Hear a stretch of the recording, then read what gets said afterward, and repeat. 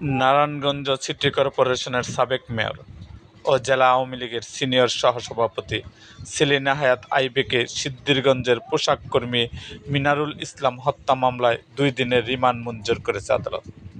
আজ রবিবার 25শে মে বিকালে নারায়ণগঞ্জ সিনিয়র জুডিশিয়াল নূর মোহসিনের আদালত এই রিমান্ড মঞ্জুর করেন। বিষয়টি নিশ্চিত করেছেন নারায়ণগঞ্জ আদালতের পরিদর্শক মোহাম্মদ কাইয়ুম খান। তিনি বলেন, এই হত্যা মামলায় 12 নম্বর আসামি সেলিনা হায়াৎ আইবি। মামলার তদন্ত কর্মকর্তা জিজ্ঞাসাবাদের জন্য 7 দিনের রিমান্ডের আবেদন করেন। আদালত উভয় পক্ষের আইনজীবীর শুনানি শেষে 2 দিনের রিমান্ড মঞ্জুর করেন।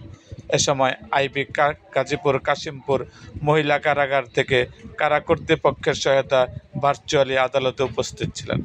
জেলা আদালতের ভারপ্রাপ্ত পিপি অ্যাডভোকেট ওমর ফারুক নয়ন জানান, আদালতের তদন্ত কর্মকর্তা 7 দিনের রিমান্ড চাইলে আদালত 2 দিনের রিমান্ড মঞ্জুর করেন। এই রিমান্ডের মাধ্যমে মিনারুলকে কিভাবে গুলি করে ককটেল বিস্ফোরণ ঘটিয়ে হত্যা করা হয়েছে সেটা উদ্ঘাটিত হবে। আইবির পক্ষের আইনজীবী আওলাদ হোসেন বলেন, মিনারুল হত্যা মামলার আদালতে ময়নাতদন্ত প্রতিবেদন দাখিল করা হয়েছে। সে দুর্ঘটনায় মারা গেছেন।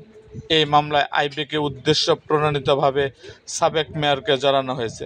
এই মামলায় 12 জন আসামিকে গ্রেপ্তার করা হয়েছে। শুনানিকালে বিজ্ঞ আদালত মেডিকেল রিপোর্টে আদালতে দাখিল করার পর আদালত তা আমলে না নিয়ে 2 দিনের রিমান্ড মঞ্জুর করেন। এর আগে গত 9 মে ভোরে শহরের দেওবুক এলাকা থেকে মিনারুল হত্যা মামলায় আইবিকে গ্রেপ্তার করে নারায়ণগঞ্জ জেলা পুলিশ। পরে জেলা পুলিশের সিনিয়র জুডিশিয়াল ম্যাজিস্ট্রেট মঈনুদ্দিন কাদেরের আদালতে আইবিকে কারাগারে পাঠানোর নির্দেশ দেন। আইবির বিরুদ্ধে সিদ্ধিরগঞ্জ ও ফতুল্লা থানায় হত্যা ও হত্যা চেষ্টার ঘটনায় মোট 6টি মামলা রয়েছে।